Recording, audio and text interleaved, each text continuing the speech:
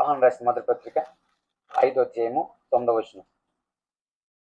అందరు నోట్ తెచ్చు. మనము మనుషుల సాక్ష్యము అంగీకరించుచున్నాము కదా, దేవుని సాక్ష్యము మరీ బలమైనది.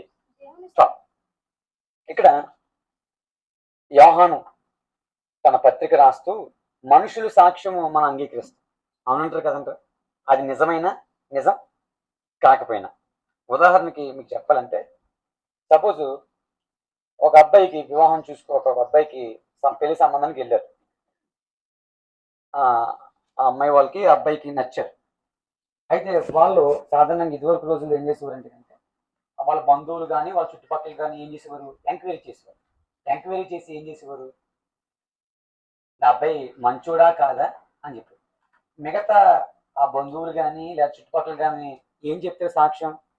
ఒక వ్యక్తి నిజంగా ఆ వ్యక్తి తాగిపోతాడు, చెప్తారా? ఏం చెప్తారండి? ఏం చెప్తారు? మంచోడని చెప్తారు. వాళ్ళు ఒకళ్ళు ఎంక్వైరీ చేస్తారా? ఇద్దరు ముగ్గురు, వాళ్ళందరూ కూడా అది చెప్తారు. ఎందుకంటే పెళ్లి సంబంధం పోగొట్టడం తర్వాత అలాగే సెట్ అయిపోతారు. ఇప్పుడు వాళ్ళు మనుషుల సాక్షిని అంగీకరించినట్టు కదా, అది సత్యమా కదా? చెప్పండి, సత్యమా కదా? కాదు.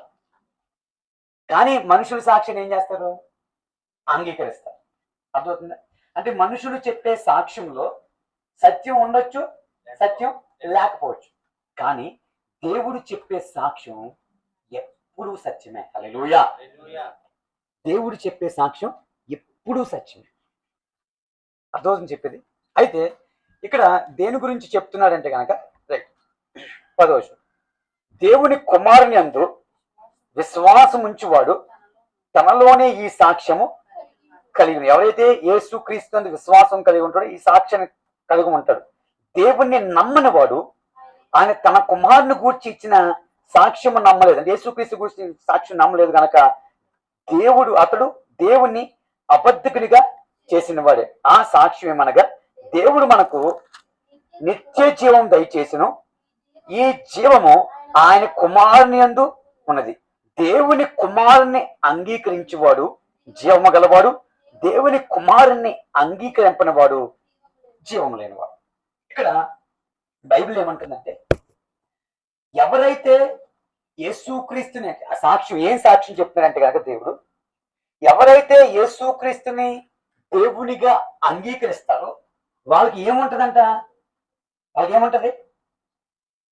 ఏముంటదండి? ఏముంటది? ఏముంటది చెప్పండి, ఏముంటది?